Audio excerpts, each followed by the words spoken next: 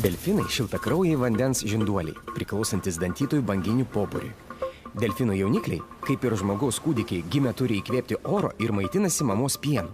Šie gyvūnai įspūdingi, jų ilgis gali viršyti 3 metrus, o sverti daugiau nei 300 kg. Delfinai yra greiti ir stiprus, pasiekia net 45 km/val greitį, nes jų kūnas labai aptakus, o odos paviršius išskiria mikroskopinius riebalų lašelius, kurie padeda lengviau slysti vandeniu. Delfinų žandikauliai nusmailėja. Jie turi 80 aštrių kūgio formos dantų, skirtų tik sučiupti žuvį. Per parą delfinams reikia apie 10–15 kg įvairios žuvies.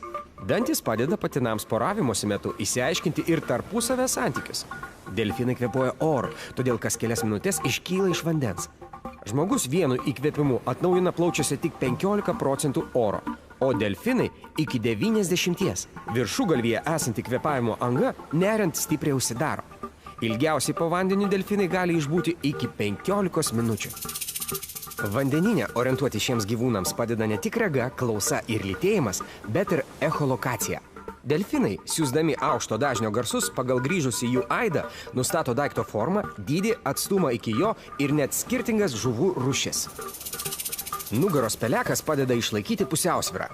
Priekiniais pelekais jie keičia judėjimo kryptį, be to, šie pelekai, kaip kad žmogui rankos, padeda parodyti švelnumą.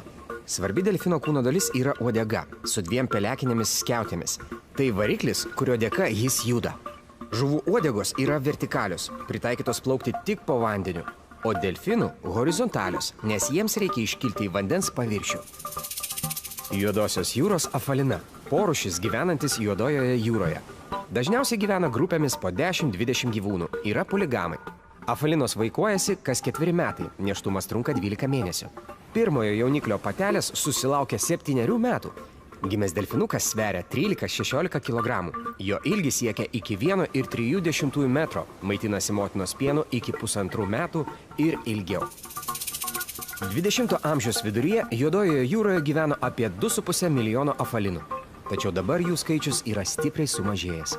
Tai susijęs su jų medžioklė, aplinkos tarša, laivyba, žvejyba ir kita žmogaus veikla.